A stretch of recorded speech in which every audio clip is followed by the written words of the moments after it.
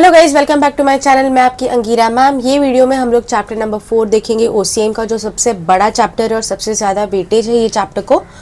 तो ये है बिजनेस सर्विस। सो बिजनेस सर्विस क्या होता है कि बिजनेस में कोई भी हम लोग सर्विसेज जब भी प्रोवाइड करते हैं, फॉर एग्जांपल ले लो, हम लोगों ने एयर कंडीशनर खरीदा, तो वो एसी जब भी हम लोग खरीदते हैं तो उनका ही आदमी आके वहाँ पे इंस्टॉलेशंस वगैरह हमारे घर पे करके जाता है, ऑफिस में करके जाता है।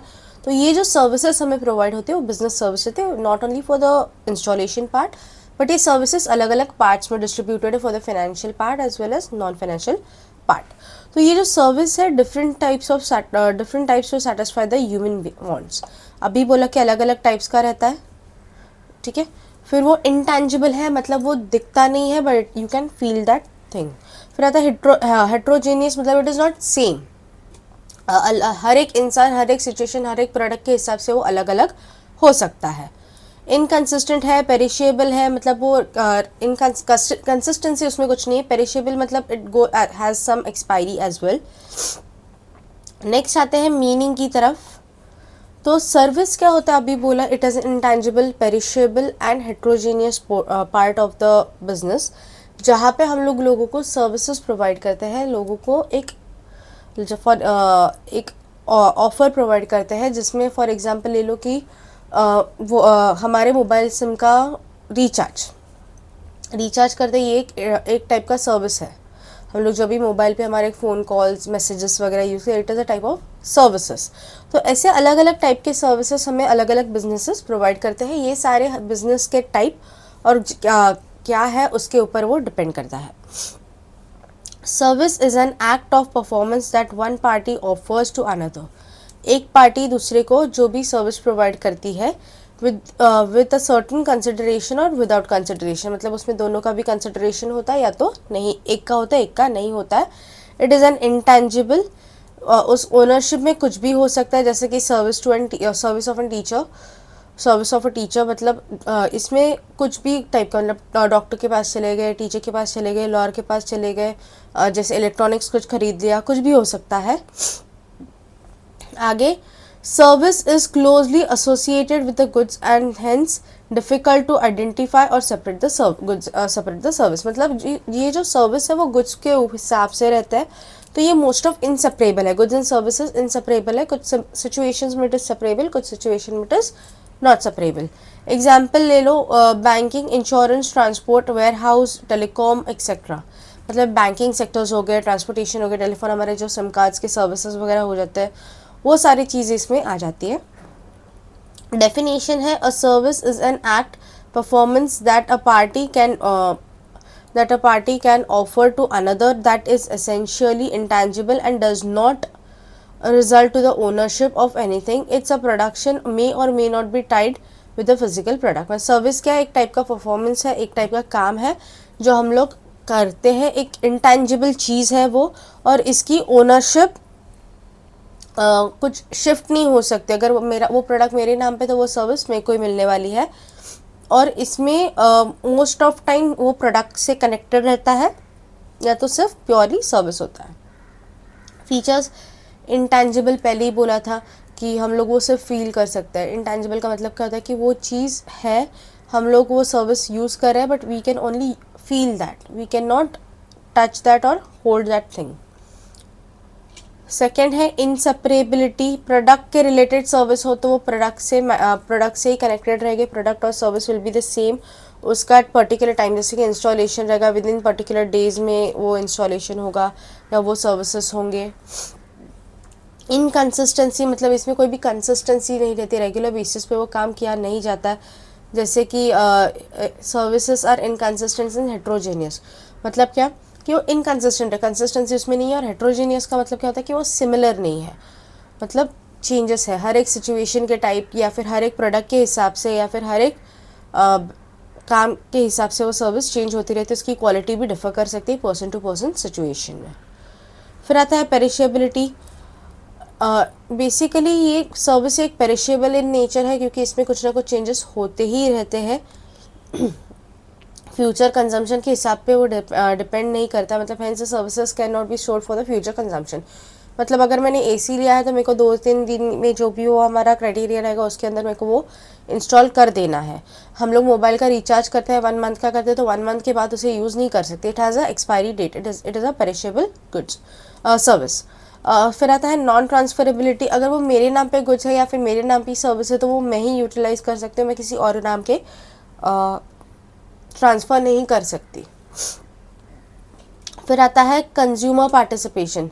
इसमें कंज्यूमर पार्टिसिपेशन इंपॉर्टेंट है, but the service provider can not offer and render service without the presence of a consumer. मतलब अगर कंज्यूमर को वो सर्विस यूटिलाइज नहीं करनी है तो मैं उसको वो सर्विस सेल आउट नहीं कर सकते। फिर आता है business service.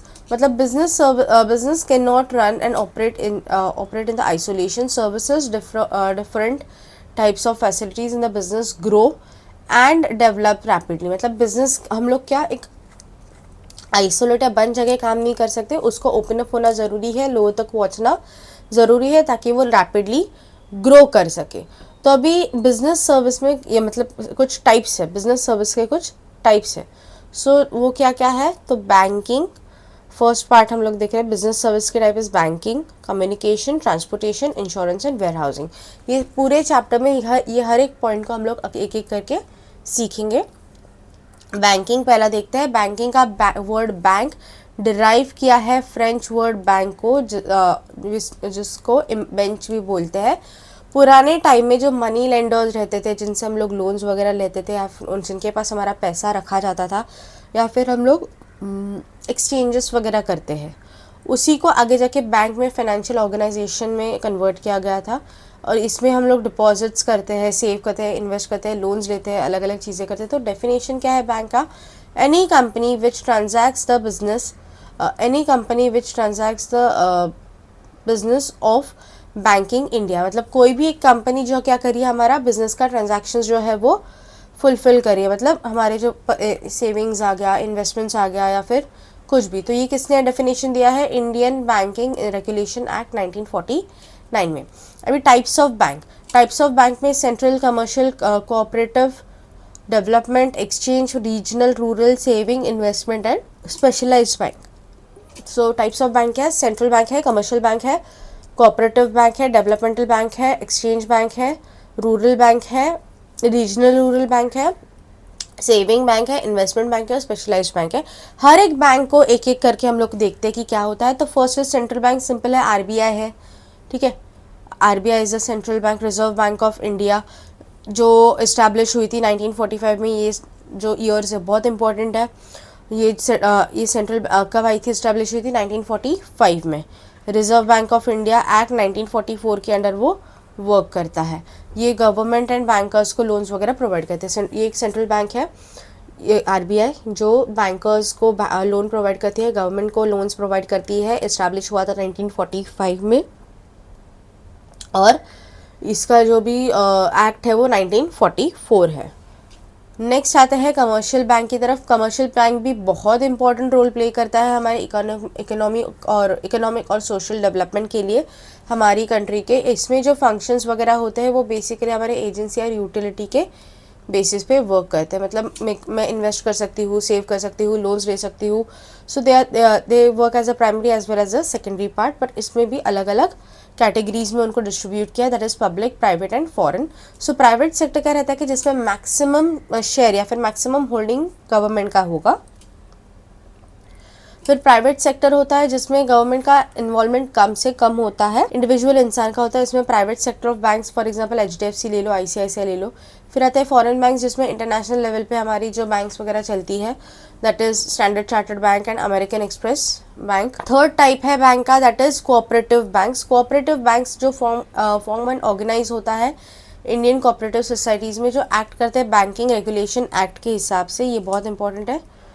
Cooperative bank work करता है बैंकिंग इंश्योरेंस एक्ट के हिसाब से। ये बहुत रूरल और सेमी अर्बन सिटीज़, मतलब जो अंडर डेवलप्ड हो या कम डेवलप्ड वाले जगह हो हमारे कंट्री के, वहाँ पे, या फिर बैकवर्ड, या फिर जो जहाँ पे फार्मर्स या फिर छोटे छोटे इन्वेस्टर्स वगैरह रहते हैं, वहाँ पे ये लोग रहते हैं।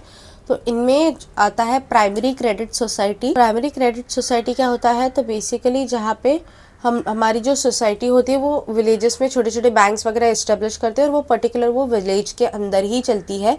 उसको बोलते हैं। ये लोग डिस्ट्रिक्ट एंड स्टेट लेवल को भी फंड्स वगैरह प्रोवाइड कर देते हैं।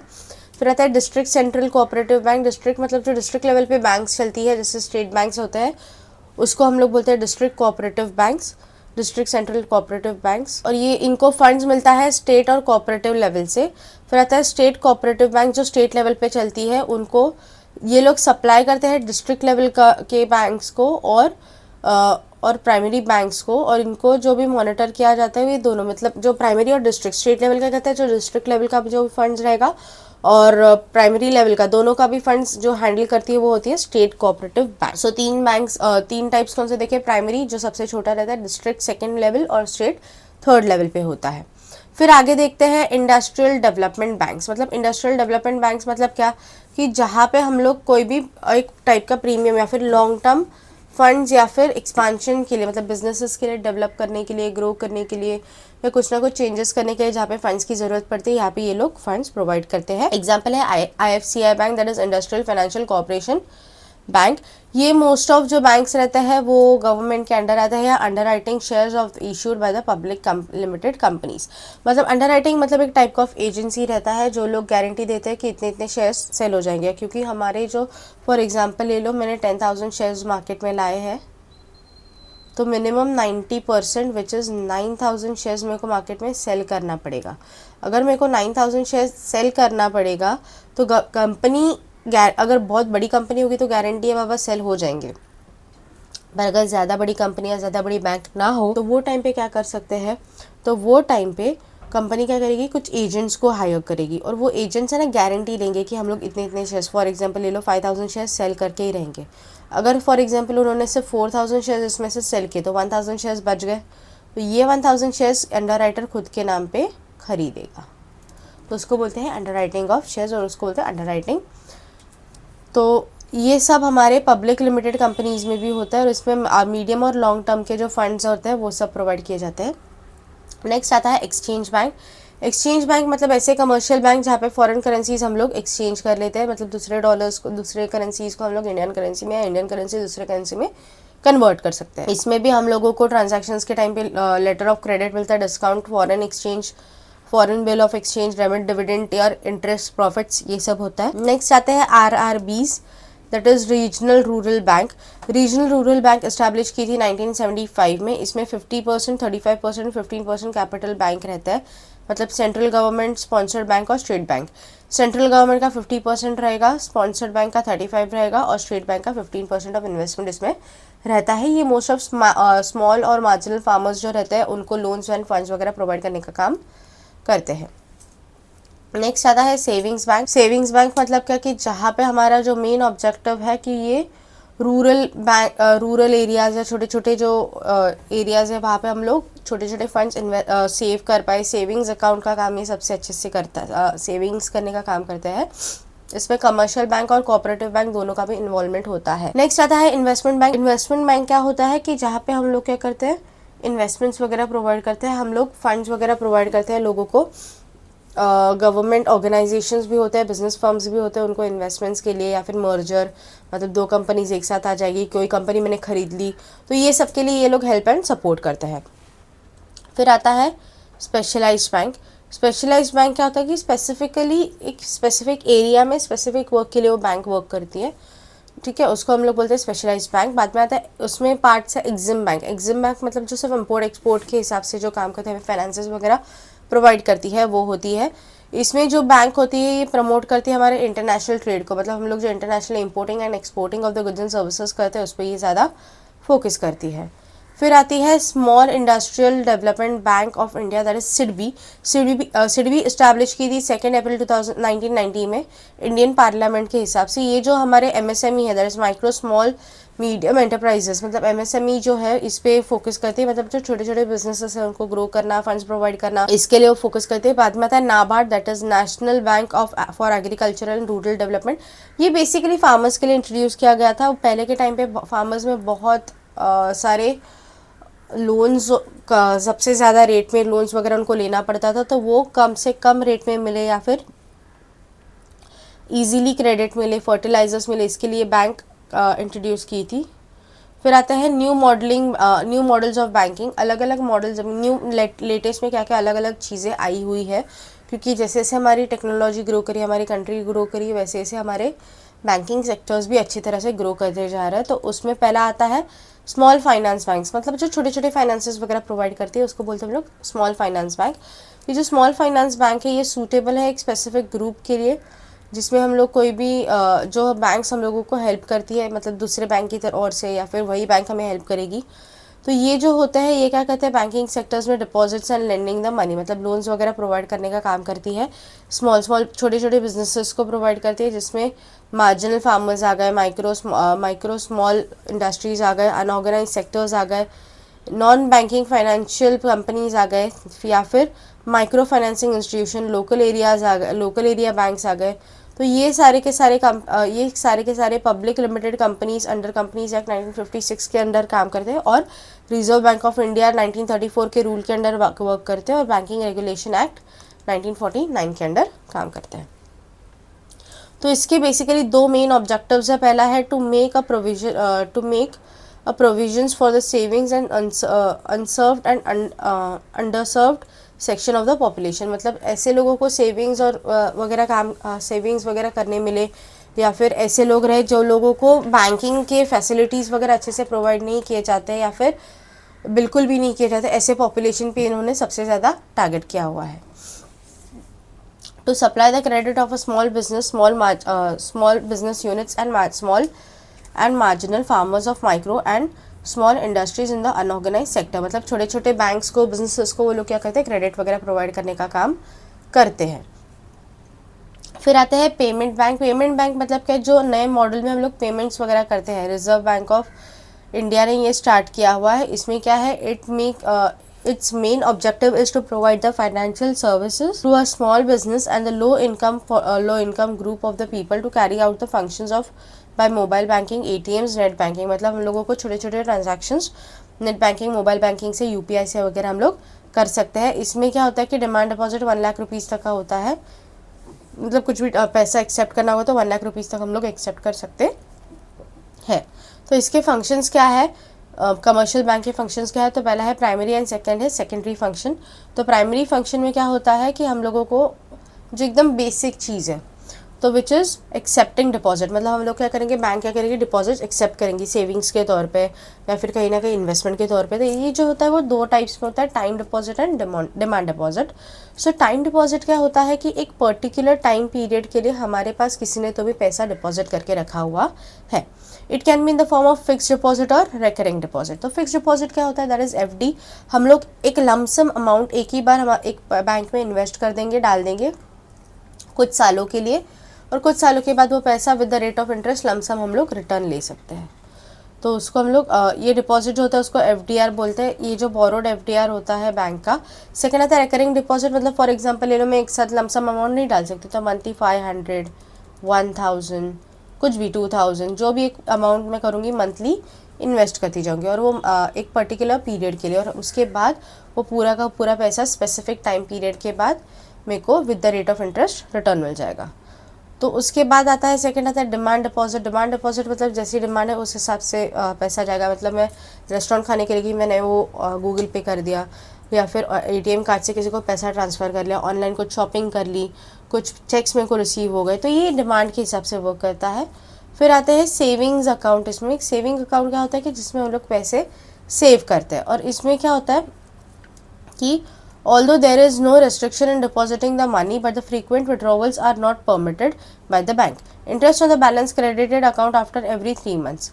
मतलब क्या कि इसमें ऐसे नहीं कि बाबा कुछ फिक्स डिपॉजिट या कुछ करंट विड्रॉवल्स वगैरह का लिमिट, मतलब हम लोग इजीली इन्वेस्ट वगैरह कर सकते हैं, सेव कर सकते हैं, पैसा डाल सकते हैं, लेकिन इसके एक लिमिटेशंस है, वो लिमिटेशंस के ऊपर हम लोग नहीं जा सकते। इसमें हमें इंटरेस्ट क्रेडिट किया जाता है, मतलब उससे जो इंटरेस्ट चार्ज किया जाता है 3 मंथ, 6 मंथ्स या ईयरली पैटर्न में, और उसके रिलेटेड जो भी ट्रांजैक्शन से कि हम लोग सेविंग्स में से पैसा आया, पैसा डेबिट हुआ, पैसा क्रेडिट हुआ, तो ये सारी चीज़ें हमें SMS थ्रू या बैंक स्टेटमेंट्स थ्रू हम लोगों को हमारी फाइनेंशियल पोजीशन पता चल सकती है। तो इसमें जो भी होता है, the excess funds over the particular limit get transferred automatically into the fixed deposit account, मतलब जो एक्सेस अमाउंट रहेगा या फिर एक्सेस फंड्स जो पर्टिकुलर लिमिट के ऊपर चला जाता है तो वो सारा का सारा हमारा फिक्स डिपॉजिट के नाम पे कन्वर्ट हो जाता है। Savings account most of common people हम लोग रहते हैं वो लोग बनाते हैं। अभी आता है करंट अकाउंट। करंट अकाउंट जो बिजनेस मैन वगैरह रहते हैं, जिनके बिजनेसेस वगैरह रहते हैं, जिनके पास डेली बेसिस पे बहुत लेवल पे ट्रांजैक्शंस वगैरह हुए जाते हैं, वो लोग होते हैं करंट अकाउंट वाले। उनको इंटरेस्ट वगैरह पे किया जाता है, बैलेंस अमाउंट जो रहती है वो, इनको कुछ लिमिटेशंस नहीं रहते, आप दिन भर में कितने भी एक पर्टिकुलर ट्रांजैक्शंस तक रहते हैं।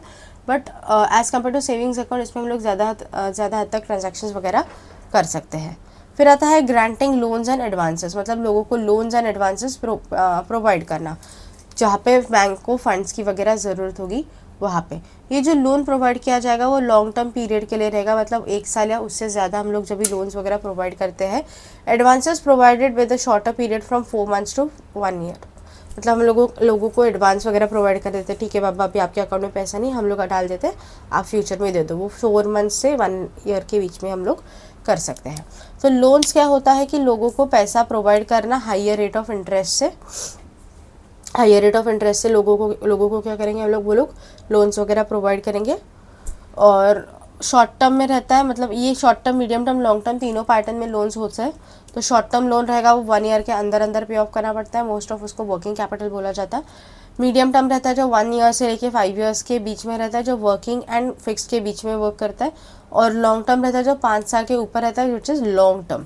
एडवांसेस जो होते हैं वो advances bank give advances to fulfil the different financial requirements, मतलब दूसरे अलग अलग रिक्वायरमेंट्स फुलफिल करने के लिए। जैसे बैंक ओवरड्राफ्ट के बारे में अभी मैंने बोला था कि मेरे पास पैसा नहीं, मेरे बैंक में पहले बैंक ने पैसा डाल दिया मेरे अकाउंट में और वहाँ से वो मेरा चेक क्लियर कर दिया, एडवांसेस हो। फिर उसमें आता है कैश क्रेडिट। कैश क्रेडिट मतलब क्या, एक सेपरेट बैंक अकाउंट निकाला जाता है जिसमें लोगों को क्रेडिट फैसिलिटीज़ प्रोवाइड की जाती है। नेक्स्ट ओवरड्राफ्ट अभी मैंने आपको बताया क्या होता है।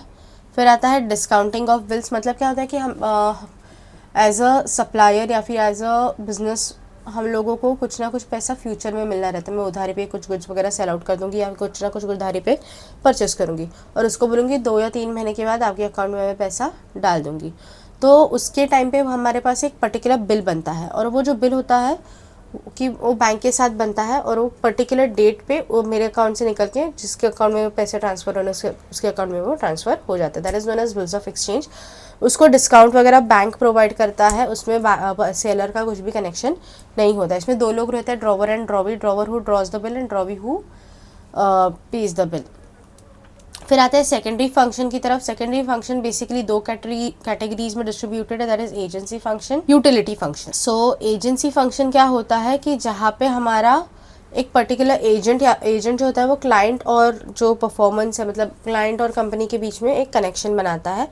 तो ये basically periodic collection of payment रहता है। पर्टिकुलर पीरियड में हम लोग क्या करेंगे, मतलब फॉर एग्जांपल ले लो, मेरे को शेयर्स में इन्वेस्ट कैसे करना है मेरे को मालूम नहीं, मैं एजेंट को बोलूँगी पर्टिकुलर पीरियड के टाइम पे वो इन्वेस्ट करता जाएगा और वो मेरे को बताएगा कि आपको कितना रिटर्न्स मिला है, कितना लॉस मिला है, क्या हुआ है। तो इस पर इंस्ट्रक्शंस जो होते हैं, मतलब एज पर स्टैंडिंग इंस्ट्रक्शन, इसमें जो कस्टमर्स है, बैंक कलेक्शन, सैलरीज हो गया, डिविडेंड हो गया, टैक्सेस हो गया, ये सारी चीज पेमेंट्स पे ये वर्क करते हैं।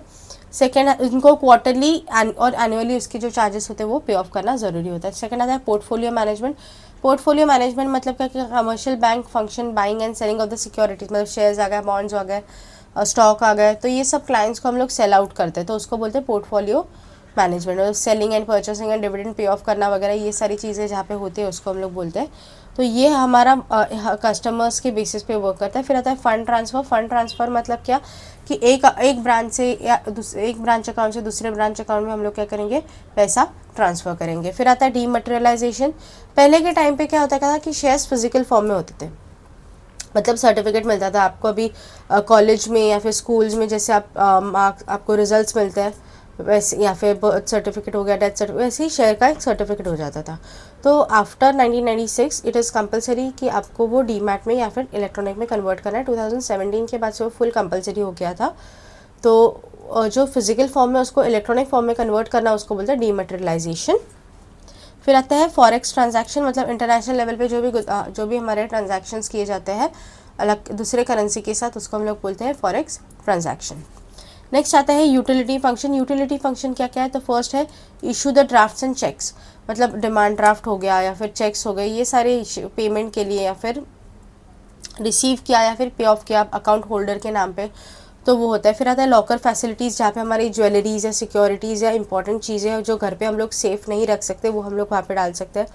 फिर आता है प्रोजेक्ट रिपोर्ट, मतलब कंपनी क्या करेगी, क्लाइंट को अगर लोन वगैरह चाहिए या फिर गवर्नमेंट के कुछ ऑथराइजेशन चाहिए तो उसके लिए खुद के बिजनेस का या खुद का एक प्रोजेक्ट का रिपोर्ट बनाएगी, वो बैंक के पास लेके जाएगा और बैंक उसको वेरीफाई करके चेक करके बताएगी कि हम लोग क्लियर कर सकते हैं या नहीं कर सकते। फिर आता है गिफ्ट चेक्स, मतलब ऐसे चेक्स जो नॉन अकाउंट होल्डर्स के नाम पे, मतलब फॉर एग्जांपल मेरे को किसी को कुछ तो गिफ्ट में पैसा देना है बर्थडेज, वेडिंग्स, एनिवर्सरीज में, तो गिफ्ट चेक उसके बनते हैं। फिर आते हैं अंडरराइटिंग सर्विसेज। अंडरराइटिंग सर्विसेज के बारे में हम लोगों ने ऊपर ही पढ़ा था कि जहाँ पे एक एजेंट होता है, वो एजेंट क्या करता है, शेयर्स वगैरह सेल आउट करने की गारंटी देता है कंपनी के, और जो वापस एक बार वो शेयर्स अगर एजेंट के अंडर चले गए तो वापस वो कंपनी के पास नहीं आने वाले, वो एजेंट या तो खुद के नाम पे खरीदेगा या तो वो किसी ना किसी को सेल आउट कर देगा। फिर आता है गोल्ड रिलेटेड सर्विसेज, मतलब गोल्ड का लोन हो गया, buying and selling of golds हो गए, या फिर इलेक्ट्रॉनिक गोल्ड का पार्ट हो गया। फिर आता है ई बैंकिंग। ई बैंकिंग मतलब इलेक्ट्रॉनिक बैंकिंग सर्विसेज जो हम लोग प्रोवाइड करते हैं। ई बैंकिंग क्या होता है कि जहाँ पे हम लोग ऑनलाइन पैटर्न में जो भी ट्रांजैक्शंस बैंक के रिलेटेड करते हैं, पहला उसमें आता है automated teller machine, that is ATM, जो 24/7 हम लोग कभी भी उसमें से पैसा निकाल सकते हैं, कभी भी उसमें पैसा डाल सकते हैं, कभी भी हम लोग उससे ट्रांजैक्शंस कर सकते हैं। फिर आता है credit cards and debit cards, उसमें आता है क्रेडिट कार्ड्स क्या होता है कि मेरे पास अभी पैसा नहीं, फिलहाल बैंक देगी, बैंक को मैं फ्यूचर में दूंगी, with the rate of interest उनको पे ऑफ करना ज़रूरी होता है। सेकंड होता है डेबिट कार्ड, मतलब मेरे अकाउंट में जितना पैसा है वही पैसा मैं इसमें से यूज़ करूँगी परचेसिंग एंड सेलिंग के लिए। अभी जो पेमेंट वगैरह होता है वो RTGS वगैरह में होता है। RTGS मतलब रियल टाइम ग्रॉस सेटलमेंट, मतलब क्या होगा रियल टाइम, मतलब मैंने अभी यहाँ से पैसा डाला, अभी के अभी उसी को सामने वाले को मिल गया, उसको मिनिमम 2 लाख रुपीज़ तक मैं ट्रांसफ़र कर सकती हूँ। फिर आता है NEFT मतलब क्या रहता है कि the nationwide system facility individuals company funds electronic in the branch of a bank to any individual firm company, मतलब यहाँ पे भी हम लोग क्या करेंगे, इजीली ट्रांसफ़र कर सकते हैं एक अकाउंट से दूसरे अकाउंट में। फिर आता है net banking and mobile banking, मतलब जो हम लोग मोबाइल पे नेट बैंकिंग करते हैं या फिर हमारे जो बैंक का ऐप रहता है उससे जो भी ट्रांजैक्शंस करते हैं या उसकी जो फैसिलिटीज़ हम लोगों को प्रोवाइड की जाती है वो होता है नेट बैंकिंग या मोबाइल बैंकिंग। नेक्स्ट आता है IMPS मतलब जो इमीडिएट पेमेंट सर्विस होता है, उसमें भी क्लाइंट को हम लोग इमीडिएटली हमारे बैंक से पैसा ट्रांसफ़र कर सकते हैं। नेक्स्ट आता है इंश्योरेंस का डेफिनेशन। इंश्योरेंस मतलब क्या होता है कि फॉर एग्जांपल ले लो, मेरी गाड़ी है, मेरी गाड़ी जब भी खरीदी थी कभी ना कभी एक्सीडेंट हो सकता है या कुछ तो डैमेज हो सकता है, तो वो डैमेज का लॉस मेरे को बेयर ना करना पड़े, इसके लिए मैं क्या करूँगी, एक पॉलिसी ले लूँगी कि कल जाके गाड़ी का कुछ एक्सीडेंट हुआ तो उसका पैसा बैंक मतलब जो इंश्योरेंस कंपनी वो प्रोवाइड करेगी। तो उसके लिए मेरे को एक पर्टिकुलर पीरियड ऑफ टाइम के बीच बीच में मेरे को प्रीमियम पे ऑफ करना पड़ता है। तो इंश्योरेंस क्या है, एक फाइनेंशियल प्रोटेक्शन है हमारे लॉसेस को, मतलब कल जाके मेरे को मालूम है कि लॉस होने वाला है तो उसके लिए मैं अभी से ही एक पॉलिसी निकाल के रख रही हूँ कि कल का लॉस कम से कम हो जाए। तो अभी ये जो इंश्योरेंस का की पॉइंट क्या है, इंडिविजुअल प्रोटेक्टर है, मतलब जो पॉलिसी होल्डर होगा उसी का प्रोटेक्शन रहेगा। इसमें एक इंश्योरर होता है जिसके नाम पे वो इंश्योरेंस रहता है। फिर आता है इंश्योरर होता है जो ऑर्गेनाइजेशन जिस कंपनी से हम लोग वो पॉलिसी वगैरह खरीदते हैं। फिर आता है प्रीमियम मतलब एक पर्टिकुलर पीरियड ऑफ टाइम के बीच बीच में हम लोग उनको थोड़ा थोड़ा पैसा पॉलिसी का पे ऑफ करते हैं। फिर आता है पॉलिसी, जो इंश्योरेंस हम लोग खरीदते हैं जिस टाइप के, उसको हम लोग बोलते हैं पॉलिसी। क्लेम मतलब अगर कुछ लॉस हो गया, मेरी गाड़ी का एक्सीडेंट हो गया, तो मैं वो कंपनी के पास जाऊंगी और क्लेम करूँगी कि हाँ बाबा मेरी गाड़ी का एक्सीडेंट हो गया, अभी मेरे को कंपनसेट करना है, वो पैसा मेरे को वापस मेरे को पैसा चाहिए, बताया जाएगा। Proposal, the insured application for the insurance, जो एप्लीकेशन हम लोग इंश्योरेंस का प्रोवाइड करते हैं। फिर आता है सब्जेक्ट मैटर, मतलब किस चीज़ के रिलेटेड, लाइफ, मरीन या फिर हेल्थ या फिर कोई और इंश्योरेंस, कौन से टाइप का इंश्योरेंस हम लोग ले रहे हैं। तो उसके प्रिंसिपल्स क्या है, पहला है अटमोस्ट फेथ मतलब क्या कि it must disclose all the material facts, मतलब क्या हो सकता है तो मेरे को वो इंश्योरेंस का क्लेम मिलेगा, इस पर सबसे ज़्यादा वो फोकस करते हैं। फिर आता है इंश्योरेबल इंटरेस्ट, मतलब जो भी इंटरेस्ट रहेगा फाइनेंशियल इंटरेस्ट रहेगा, मतलब सब्जेक्ट मैटर के हिसाब से वो वर्क करता है कि इंश्योर्ड कितना होगा या फिर कितना पैसा हम लोगों को मिलेगा, या फिर इंश्योरेबल जो गुड्स है वो किस हिसाब से हो गए, मतलब कितनी क्वांटिटी का गुड्स, कितने प्राइसेस का गुड्स वो इंश्योर हो सकता है, उस पर फोकस करते हैं। फिर आता है इंडेमनिटी। इंडेमनिटी क्या होता है कि इंडेमनिटी जहाँ पे हम लोग कंपनसेट करते हैं, compensation restores the insured in the prior financial state is not applicable for life insurance. Basically यहाँ पे कितना कंपनसेट होगा, किस हिसाब से होगा, ये सारी चीज़ें हम लोग डिस्कस करते हैं, पर ये चीज़ें हमारी लाइफ इंश्योरेंस में एप्लीकेबल नहीं है। नेक्स्ट आता है सबरोगेशन। सबरोगेशंस का मतलब क्या होता है कि कंपनसेशन के बाद वो जो ओनरशिप है वो डैमेज हो जाएगी, वो ट्रांसफ़र की जाएगी इंश्योरर को, मतलब कंपनसेट के बाद जो पैसा रहेगा वो इंश्योरर के पास ट्रांसफ़र किया जाएगा। नेक्स्ट आता है contribution. If insured by the multiple insurers each contributors proportionately, मतलब क्या एक से ज़्यादा अगर उसमें इंश्योरर है तो हर एक को वो कॉन्ट्रीब्यूशन मिल सकता है, बट इक्वली, एक जो भी हमारे अग्रीमेंट में प्रोपोर्शन दिया जाएगा इक्वली, या फिर जो परसेंटेज डिसाइड होगा उसके हिसाब से। Mitigation, the insured must minimise the loss, मतलब जो लॉस कम से कम हो उस पर वो फोकस कर सकता है। Proximate cause, the nearest cause of the loss and determinants compensation eligibility, मतलब जो हमारा जो इंश्योरेंस पॉलिसी हम लोग इंट्रोड्यूस करते हैं उसमें है ना लिस्ट रहता है कि क्या क्या हो सकता है, तो उसके अगेंस्ट आपको रिफंड या फिर क्लेम मिल सकता है, तो उसमें जो क्लोजेस्ट उसका जो ऑप्शन रहेगा वो हम लोग सिलेक्ट करेंगे। अभी आता है types of insurance. Types of insurance में पहला है लाइफ इंश्योरेंस, जो हमारे लाइफ पे होता है, मतलब इसका जो पैसा रहेगा वो डेथ और after the set of period, मतलब अगर मैंने 20 साल का जो अगर पॉलिसी निकाला लाइफ इंश्योरेंस, तो या तो मैं अगर 20 साल के पहले मर गई तो मेरा वो जो भी पैसा रहेगा वो जो भी नॉमिनी या फैमिली मेम्बर्स रहेंगे उनको मिलेगा, और अगर मैं नहीं मरी तो आफ्टर 20 ईयर्स मेरे को वो मिलेगा। तो ये होता है, फर्स्ट होता है होल लाइफ पॉलिसी जो हमारे डेथ तक चलता है। दूसरा आता है एंडोवमेंट पॉलिसी जो हमें पेबल ऑन डेथ और आफ्टर अ टर्म, मतलब सॉरी, मतलब या तो 20 साल का है तो या तो 20 साल के बाद मेरे को मिलेगा, और उसके पहले अगर मैं मर गई तो उसके बाद मेरे मरने के बाद मेरे फैमिली मेम्बर्स को मिलेगा। टर्म इंश्योरेंस मतलब जो सबसे कम प्रीमियम इसमें होता है और फिक्स पीरियड ऑफ टाइम पे पॉलिसी रहते हैं। एन्युटी पॉलिसी मतलब क्या, जो पोस्ट इन्वेस्टमेंट रेगुलर बेसिस पे हम लोग जो पे आउट्स वगैरह पोस्ट इन्वेस्टमेंट्स वगैरह अगर करते हैं हम लोग।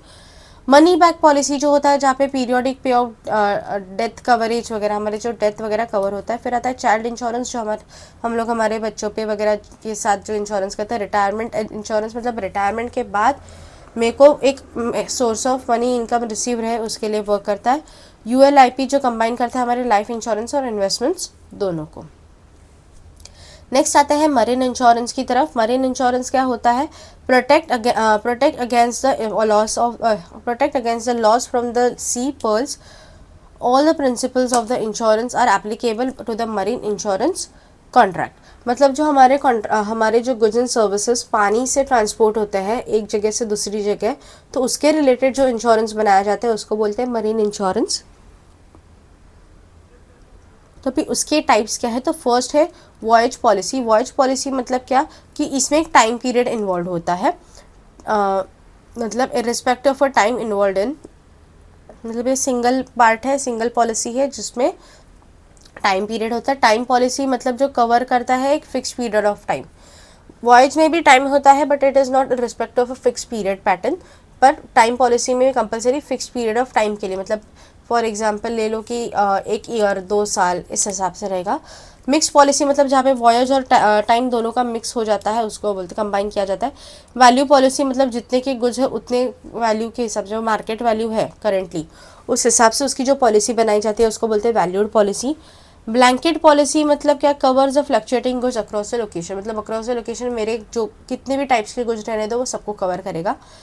पोर्ट रिस्क पॉलिसी मतलब जो पर्टिकुलर सिर्फ पोर्ट पे जो भी मेरे गुड्स रहेंगे वो उतने ही टाइम पीरियड के लिए उसको इंश्योर करेगा, उसके अगर वो पोर्ट के बाहर निकल गए और उसके बाद उसको कुछ हो जाता है तो उसकी उसका जो भी गारंटी है वो पॉलिसी वाले नहीं लेंगे। कंपोजिट पॉलिसी मतलब एट ए टाइम अलग अलग इंश्योरर्स उसमें रहते हैं, अलग अलग लोग एक साथ आके वो एक पॉलिसी निकालते हैं।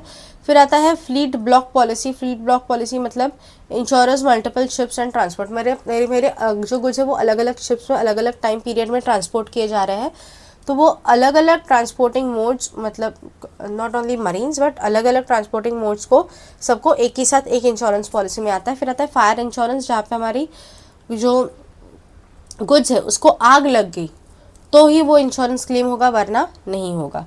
फिर आते हैं उसके टाइप्स की तरफ। अभी जो इंश्योरेंस, फायर इंश्योरेंस के टाइप्स है वो देखते हैं। दैट इज़ वैल्यू पॉलिसी, मतलब जितने की भी हमारी गुड्स की जो वैल्यू है ऑलरेडी प्री अग्रीड, मतलब ये मैंने जब ये इंश्योरेंस लिया था वो टाइम पे मैंने बोला था कि पर्टिकुलर गुड्स का 10 लाख रुपए वैल्यू है, तो वो प्री अग्रीड वैल्यू रहता है। फिर आते हैं एवरेज पॉलिसी, मतलब हमारा एवरेज के हिसाब से कंपनसेट किया जाएगा। स्पेसिफिक पॉलिसी मतलब स्पेसिफिक पीरियड स्पेसिफिक गुड्स के ऊपर ही वो पॉलिसी बनेगा।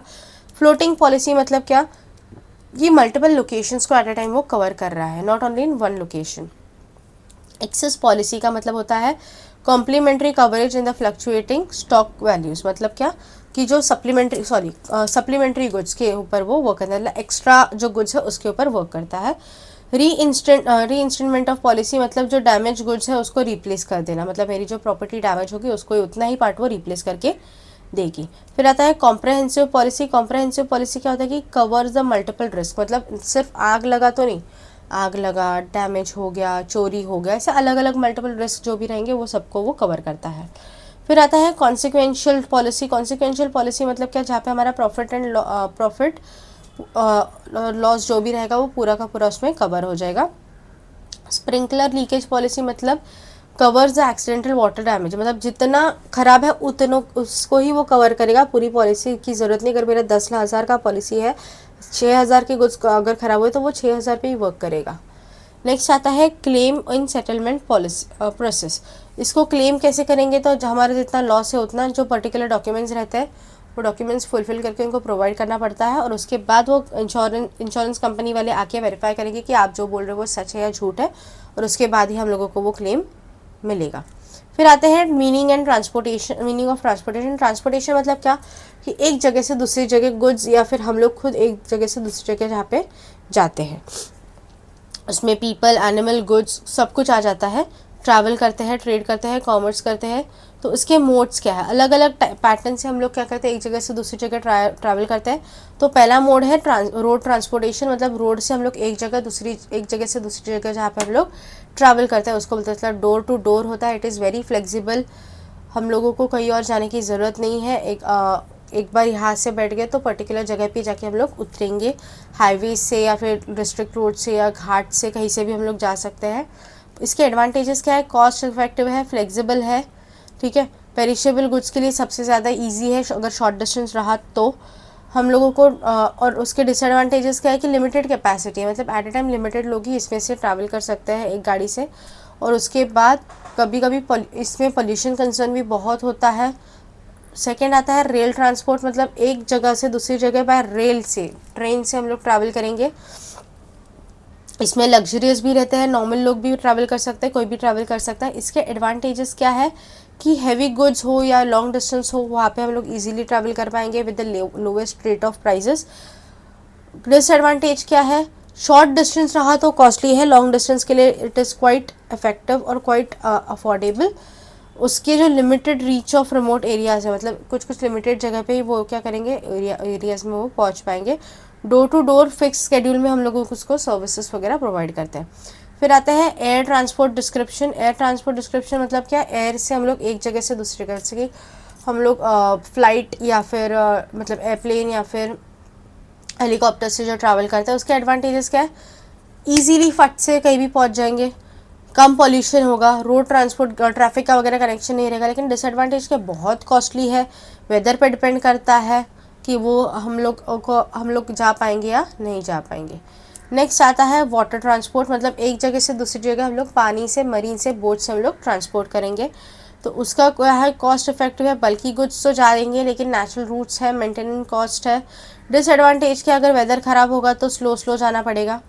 नेक्स्ट आता है मोनोरेल और मेट्रोज से वगैरह हम लोग एक जगह से दूसरी जगह ट्रैवल करते हैं।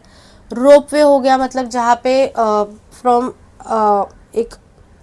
एक जगह से दूसरी जगह ट्रॉली या फिर रोप से हम लोग ट्रैवल करेंगे। पाइपलाइन ट्रांसपोर्टेशन हो गया, मतलब पाइपलाइन ऐसे कि गैस की पाइपलाइन आ जाती है, पानी की पाइपलाइन आ जाती है, तो उस हिसाब से वो पाइपलाइन ट्रांसपोर्ट डिस्क्रिप्शन आ जाता है। नेक्स्ट आता है warehousing. Warehouse is a type of godown जहाँ पे हम लोग हमारे गुड्स एंड सर्विसेज स्टोर करके रखते हैं। तो उसका डेफिनेशन क्या है, an establishment of a storage और accumulated to the goods goods, मतलब क्या कि जहाँ पे हम लोग क्या करते हैं, हमारे गुड्स क्या होते हैं एक पर्टिकुलर जगह स्टोर करके रखे जाते हैं।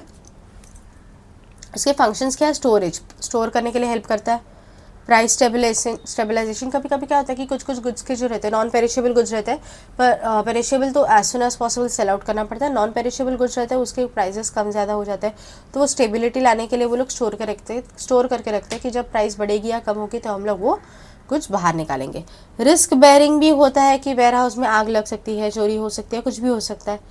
फाइनेंसिंग, अगर हमारा खुद का जो रहेगा, खुद का गोडाउन रहा तो ठीक है, नहीं रहा तो हम लोगों को रेंट वगैरह करना पड़ेगा। ग्राइंडिंग एंड पैकेजिंग, हमारे जो गुड्स है उसको पैकिंग वगैरह करने का काम भी हम लोग वेयर हाउस में कर सकते हैं। ट्रांसपोर्टेशन, मतलब मैंने किसी को गुड्स सेल किया पर वो 1 महीने के बाद करने, तो टेम्परेरी बेसिस पे अगर मेरे पास ऑलरेडी गुड्स रेडी है तो मैं वहाँ पे वो स्टोर करके रखूँगी, जब इस ट्रांसपोर्टेशन की टाइम आएगा मैं वो गुड्स निकाल लूँगी। फिर आता है टाइम एंड प्लेस यूटिलिटी, मतलब वो टाइम पे, मेरी डिमांड पे और कहाँ पे वो प्रोडक्ट की डिमांड है उसके ऊपर वो मैटर करता है। Some warehouses processes like polishing rice वगैरह, मतलब जो प्रोसेसिंग वगैरह अगर एक पर्टिकुलर गुड्स पे वगैरह करना होता है तो वो वहाँ पे वो भी वहाँ पे होता है। अभी टाइप्स क्या होता है, एक होता है प्राइवेट, मतलब जो खुद का होता है, इसमें गवर्नमेंट का इन्वॉल्वमेंट नहीं होता है। पब्लिक वेयर हाउस मतलब जो गवर्नमेंट के अंडर आता है, लाइसेंस वगैरह पूरा गवर्नमेंट के अंडर होता है। बॉन्डेड वेयर हाउस मतलब क्या होता है, जहाँ पे हम लोग इम्पोर्टेड गुड्स वगैरह स्टोर करके रखते हैं। ड्यूटी पेड वेयर हाउस, मतलब जहाँ पे हमारे जो कस्टम ड्यूटी पे करके जो गुड्स वगैरह हम लोग रखते हैं। गवर्नमेंट वेयर हाउस जो गवर्नमेंट के अंडर आते हैं, प्रॉपरली गवर्नमेंट के अंडर आते हैं, जो स्मॉल ट्रेडर्स एंड फार्मर्स के लिए सपोर्ट करते हैं। एग्जाम्पल है CWC, SWC और FCI। कोऑपरेटिव वेयर हाउस, मतलब जहाँ पे हम लोगों को कम से कम प्राइजेस में हम लोगों को स्टोरेज एरिया या फिर गोडाउन्स वगैरह मिल जाता है। फिर आता है cold storage warehouse. Cold storage warehouse मतलब जहाँ पे वो पूरा जो वेयर हाउस रहेगा वो ठंडा रहेगा, जिसमें हम लोग मोस्ट ऑफ पेरिशेबल गुड्स वगैरह स्टोर करके रखते हैं। नेक्स्ट आता है कम्युनिकेशन का part. Communication again business service में बहुत इंपॉर्टेंट है। हम लोग जब भी एक दूसरे से कम्युनिकेट करते हैं, डिस्कस करते हैं, बात करते हैं, तो वो अलग अलग आइडियाज़, अलग अलग फैक्ट्स पे करते हैं और अलग अलग मेथड से करते हैं। तो वो मेथड्स क्या है, पहला है पोस्टल सर्विस। पोस्टल सर्विस मतलब हम लोग क्या कहते हैं, पोस्ट ऑफिस से या टेलीग्राफ से टेलीग्राफ से हमारे जो लेटर्स वगैरह वो पोस्ट कर देते हैं, वो ग्लोबली चलता रहता है। टोटल 1,54,965 पोस्ट ऑफिस हमारे पास है। सो टाइप्स ऑफ पोस्टल सर्विस के, तो पहला है मेल सर्विस, मतलब इनलैंड लेटर्स वगैरह हम लोग जो पोस्ट करते हैं। एनवेलप, मतलब एक एनवेलप में इनलैंड क्या रहता है कि एक ही पेपर रहता है, उस पर पूरा लिख के वो भेजा जाता है। एनवेलप क्या रहता है कि हमारे जो डिटेल्स है वो सारे एनवेलप में डाले रहते हैं और उसको हम लोग पोस्ट करते हैं। पार्सल मतलब कोई भी गुड्स हम लोग एक जगह से दूसरी जगह नेशनल या इंटरनेशनल हम लोग ट्रांसफ़र कर लेते हैं। या फिर बुक पोस्ट होता है। बुक पोस्ट मतलब क्या, जो प्रिंटेड बुक्स, मैगजीन्स वगैरह पोस्ट करने का काम करते हैं। फिर आता है स्पेशलाइज्ड गुड्स की तरफ। अभी स्पेशलाइज्ड पोस्टल मतलब जो बिज़नेस के रिलेटेड या फिर लॉजिस्टिक पोस्ट या फिर बिल मेलिंग, मतलब बिज़नेस के रिलेटेड जो भी हम लोग पोस्ट वगैरह करते हैं, गुड्स एंड सर्विस पोस्ट करते हैं, डिलीवरीज वगैरह करते हैं, वो सारे बिजनेस पोस्ट पे आता है। लॉजिस्टिक मतलब जहाँ पे हमारा एंड टू एंड ट्रांसपोर्टेशन, मतलब एक बिज़नेस से दूसरे बिज़नेस में डायरेक्टली ट्रांसपोर्ट होगा। बिल मेल सर्विस मतलब क्या होता है कि हमारे जो बिल्स रहते हैं, मिनिमम 5,000 आइटम्स उसमें जाते हैं, रिकरिंग स्टेटमेंट्स रहते हैं, बिल्स रहते हैं। Money remittance services. Money remittance service क्या होता है कि इलेक्ट्रॉनिक लेवल पे हम लोग कुछ भी पोस्टल में हम लोग पोस्ट ऑफिस से पैसा वगैरह ट्रांसफ़र कर सकते हैं, वैसे ही पोस्टल मनी हम लोग देते हैं। या फिर इंस्टेंट मनी ऑर्डर हम लोग ट्रांसफ़र, मतलब मनी ऑर्डर जो इंडिया में सबसे ज़्यादा पहले चलता था। फिर आता है इंटरनेशनल मनी ट्रांसफ़र, मतलब इंटरनेशनल लेवल पे हम लोग क्या करेंगे, पैसा एक जगह से दूसरी जगह ट्रांसफ़र करेंगे। रिटेल पोस्ट होगा। रिटेल पोस्ट मतलब थर्ड पार्टी लेवल, जहाँ पे हम लोग बिल्स और टैक्स पेमेंट वगैरह का काम करते हैं। ई पोस्ट हो जाता है, मतलब इलेक्ट्रॉनिक ट्रांसमिशन, मतलब फिजिकल डिलीवरी मैसेजेस हम लोग पोस्ट कर सकते हैं। फिर आता है modes of means of communication. तो अभी हम लोगों को कम्युनिकेशन अगर करना है तो किस किस टाइप में हम लोग कर सकते हैं। तो पहला आता है कुरियर सर्विस, मतलब हमारे जो गुड्स एंड सर्विसेज है हम लोग कुरियर लेवल पे, जो पोस्ट ऑफिस में कैसा था कि गवर्नमेंट के अंडर आता है, courier is like private pattern में हो सकता है। कुरियर सर्विसेज में जो रहता है हम थोड़ा एक्सपेंसिव होता है पोस्ट ऑफिस से, इसमें चार्जेस भी एज़ कम्पेयर हाई होते हैं, तो इसमें हमारे गुड्स, सर्विस, लेटर्स सब कुछ ट्रांसपोर्ट हो सकता है इसमें। उसके बाद आता है internet, that is interconnected network, interconnected network मतलब क्या कि हमारा जो भी इंटरनेट है या फिर हमारा जो दैट इज़ टीसीपी और आईपी लिंक डिवाइसेस है, ऑनलाइन पैटर्न से हम लोग क्या कर सकते चीज़ें कर सकते हैं। फिर आता है ईमेल। ईमेल मतलब क्या कि मेरे को किसी से तो भी डिस्कस करना है तो वो टाइम पे मैं उसको ईमेल भेज दूंगी या फिर दो लोगों के बीच में इलेक्ट्रॉनिक डिवाइस से कांटेक्ट होगा, पर इसका कंपलसरी नहीं है कि अगर मेरे पास अभी इंटरनेट है तो अभी भी उसके पास भी अभी होना चाहिए। अभी मैं भेज दूंगी, जब उसके पास इंटरनेट आ जाएगा वो पढ़ के मुझे रिप्लाई कर सकता है। सो यहाँ पे हमारा ये चैप्टर ख़त्म होता है बिजनेस सर्विसेज। बिजनेस सर्विस देखा जाए तो पूरा जनरल नॉलेज के रिलेटेड है, मतलब हमारे जो बैंकिंग सेक्टर्स किस हिसाब से काम करते हैं, मेरे पास जो अगर किसी के साथ कुछ बात करना है, डिस्कस करना है, कोऑर्डिनेट करना है तो किस हिसाब से हो सकता है, क्या चेंजेस कर सकते हैं, मेरे को अगर इंश्योरेंस पॉलिसीज़ क्या, मतलब पूरा जनरल नॉलेज के रिलेटेड है। इट इज़ नथिंग लाइक कुछ हार्ड एंड फास्ट लर्निंग वगैरह। हाँ, उसके टाइप्स वगैरह है, फंक्शंस है, बट जो है अगर आपको बेसिक नॉलेज भी एक पर्टिकुलर चीज़ की रहेगी तो आप इसके आंसर्स इजीली बना सकते हैं। इसमें कोई भी प्रोसेसिंग वगैरह नहीं है, सिर्फ टाइप्स और फंक्शंस है, तो वो अच्छे से करके जाना। जो इसके इंपॉर्टेंट क्वेश्चंस है वो मैं एंड ऑफ द पोर्शन में आपको प्रोवाइड कर दूंगी चैप्टर नंबर 4 के याद से। ठीक है, अगर वीडियो अच्छी लगे तो please like share and subscribe. कुछ डाउट्स हो तो प्लीज़ कमेंट करना। Thank you.